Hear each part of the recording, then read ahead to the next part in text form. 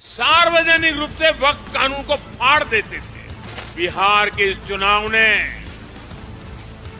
जातिवाद के उस जहर को पूरी तरह नकार दिया है और वही बिहार आज दुनिया भर में छाया हुआ है। बिहार के लोगों को राजनीति समझानी नहीं पड़ती है, वो दुनिया को राजनीति समझाने की ताकत रखते हैं। भारत माता की, भारत माता की।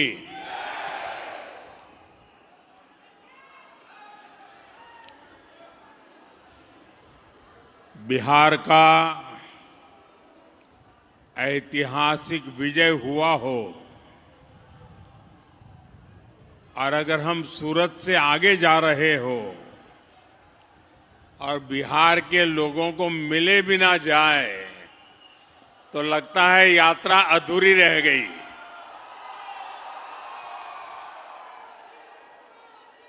और इसलिए गुजरात में रहने वाले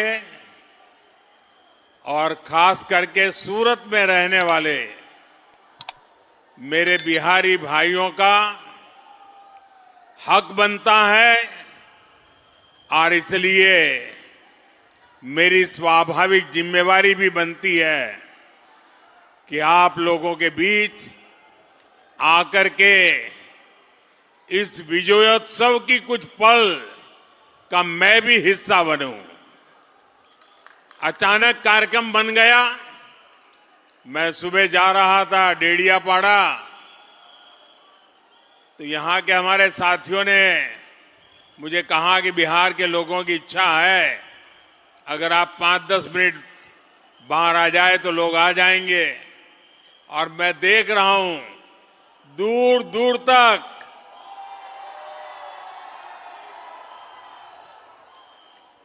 काफी मात्रा में लोग बाहर भी दिखते हैं। साथियों,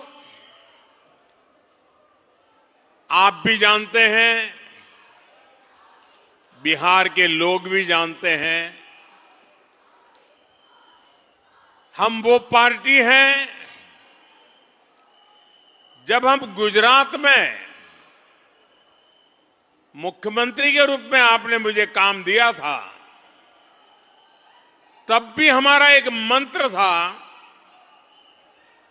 कि भारत के विकास के लिए गुजरात का विकास।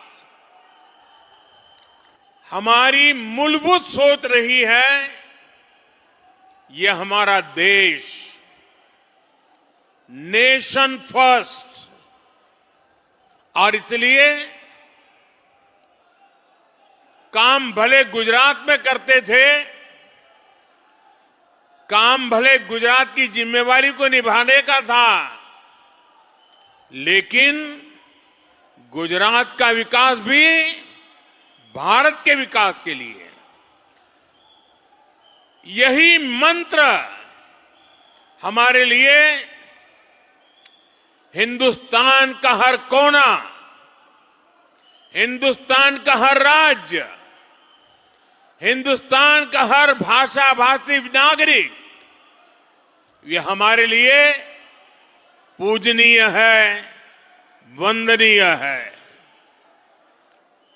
और इसलिए बिहार का भी गौरव करना, बिहार के सामर्थ्य का स्वीकार करना, ये हमारे लिए बहुत सहज बात है। और मैं सूरत के मीडिया के लोगों को कहूंगा कि वे लोग थोड़ा रिसर्च करेंगे तो उनके अखबारों में एक चीज छपी हुई है। जब बिहार के 100 साल हुए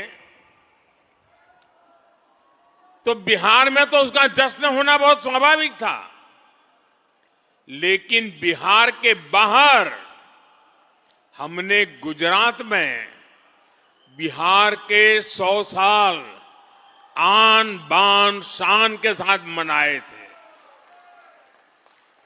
इतना ही नहीं,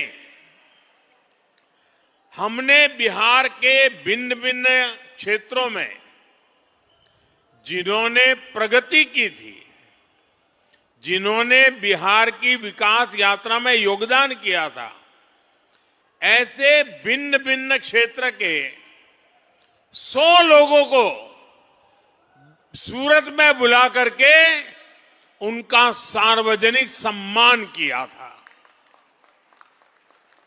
क्योंकि बिहार की वो टैलेंट, बिहार का वो सामर्थ्य, उसकी ताकत हम भली भांति पहले से जानते रहे हैं। साथियों,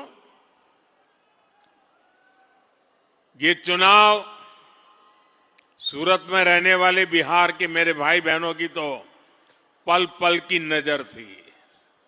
और मैंने देखा है कि बिहार के लोगों को राजनीति समझानी नहीं पड़ती है।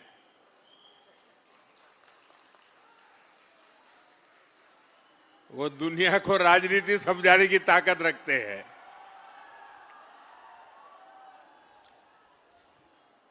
देखिए, इस चुनाव में एनडीए गठबंधन जो विजयी हुआ है और महागठबंधन जो पराजित हुआ है, उन दोनों के बीच में 10% जितने वोट का फर्क है, 10%, ये बहुत बड़ी बात है जी। यानी सामान्य मतदाता ने एक तरफा, और मुद्दा क्या? विकास। आज बिहार के अंदर विकास के प्रति जो ललक है, हर जगह पे महसूस होती थी। और मैंने देखा था, जब कोविड के समय देश भर से हमारे श्रमिक भाई बहन मुसीबत में थे, लॉकडाउन था, पैदल चल चल करके अपने वतन की ओर जा रहे थे,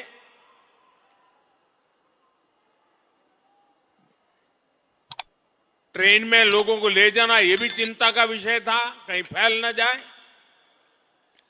लेकिन मुझे एक बार वीडियो कॉन्फ्रेंस से बिहार के लोगों से बात करने का मौका मिला, और जो उन्होंने मुझे बताया वो बड़ा मेरे लिए सुखद था। वे पैदल गए थे, कई लंबे लंबे समय तक पैदल चले, कहीं व्हीकल मिला फिर पैदल गए। कुछ लोगों ने वहां जाकर के इस समय का उपयोग करके कोई न कोई व्यवसाय शुरू किया। और जब मेरी उनसे वीडियो कॉन्फ्रेंस से बात हुई तो मैं हैरान था कि इतने कम समय में उन्होंने इतनी प्रगति कर दी थी। तो उन्होंने कहा, कोविड हमारे लिए तो आशीर्वाद बन गया। बोले, अब हम तो किसी राज्य में वापस नहीं जाएंगे, हम तो यहीं रहेंगे। ये बिहार के लोगों की ताकत है। और वही बिहार आज दुनिया भर में छाया हुआ है। दुनिया में कहीं जाइए, बिहार की टैलेंट आपको नजर आएगी। और ऐसा बिहार अब विकास में नई ऊंचाई को प्राप्त करने का मिजाज दिखा रहा है। इस चुनाव में उस मिजाज के दर्शन हुए हैं। बिहार की माताएं बहनें और बिहार के नौजवान, महिला युवा, ये एक ऐसा माय कॉम्बिनेशन बना है जिसने आने वाले अनेक दशकों की राजनीति का नींव मजबूत कर दी है दोस्तों। और जो राजनीति का अभ्यसु लोग हैं, जो राजनीति पर विवेचना करते हैं, उनको कई महीने लगने वाले हैं बिहार के चुनाव नतीजों का क्या क्या प्रभाव होने वाला है इसका एनालिसिस करने में। और मैं साफ मानता हूं, हिंदुस्तान की राजनीति में इस चुनाव में आपने देखा होगा, पिछले 2 साल से बिहार में ये जमानती नेता जो जमानत पर घूम रहे हैं, वे बिहार में जा करके जातिवाद का भाषण देते रहते थे और उनसे जितनी ताकत थी उन्होंने जातिवाद का जहर फैलाने की थी। और पुराने जमाने से उनको लगता था शायद इससे उनका खेल हो जाएगा। बिहार के इस चुनाव ने जातिवाद के उस जहर को पूरी तरह नकार दिया है। ये देश के लिए बहुत ही उज्जवल संकेत है। बिहार के अंदर सार्वजनिक कार्यक्रमों में गैर कानूनी तरीके से जमीन ने कब्जा करके, मकानों को कब्जा करके जो वक्फ बना दिया जाता था, हमने देखा था तमिलनाडु में हजार साल पुराने गांव के गांव वक्फ प्रॉपर्टी बना दिए गए थे। देश भर में चिंता बन पड़ी थी। तब जाकर के हमने पार्लियामेंट में कानून पास किया वक्फ को लेकर के।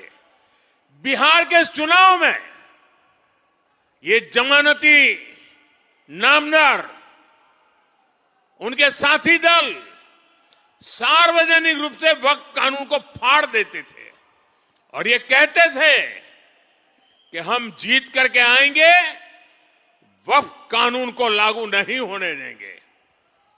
बिहार के लोगों ने इस सांप्रदायिक जहर को भी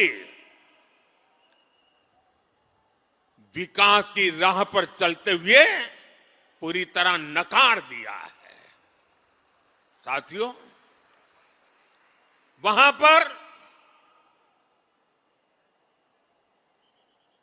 बिहार के वरिष्ठ नेता, आपने पिछले 2-3 साल के बिहार विधानसभा के दृश्य देखे होंगे। जिस प्रकार से नीतीश कुमार को अपमानित करने की फैशन बन गई थी, ऐसे भद्दे शब्दों का उपयोग होता था, जो पार्लियामेंट में भी जो दूसरे नामदार हैं वो भी पार्लियामेंट की सारी मर्यादाएं तोड़ करके जिस प्रकार की भद्दी हरकतें करते हैं, वैसी पटना में होती थी। न देश की जनता इसे स्वीकार करती है और न ही बिहार की जनता कतई इसको स्वीकार कर सकती है। ऐसे कई बातें हैं जिन्होंने इनके प्रति पूरी तरह नफरत का माहौल इस चुनाव में नजर आ रहा था। साथियों, समाज के सब वर्ग ने, बिहार के सभी क्षेत्र ने एनडीए को, एनडीए के साथी दलों को अभूतपूर्व समर्थन दिया है। अगर मैं जहां दलित समुदाय के प्रभाव वाले क्षेत्र वाली सीटें हैं, 38 सीटें, 34 सीटें एनडीए जीत गया। ये इतना बड़ा झूठ फैलाते थे, दलित समाज ने उनको ठुकरा दिया। साथियों, देश ये मुस्लिम लीगी माओवादी कांग्रेस को, एमएमसी, मुस्लिम लीगी माओवादी कांग्रेस, देश तो अस्वीकार कर चुकी है। कांग्रेस पार्टी में जो राष्ट्रीय विचारों से पले बड़े लोग हैं, जिन्होंने कभी इंदिरा जी और राजीव गांधी जैसे लोगों के नेतृत्व में काम किया है, ऐसे कांग्रेस का बहुत बड़ा वर्ग ये नामदार की हरकतों से दुखी है। वो कहते हैं अब कांग्रेस को कोई बचा नहीं सकता है। ये हालत हो गई है। 1-2 दशक में 50-50, 60 साल तक एक चक्री राज करने वाले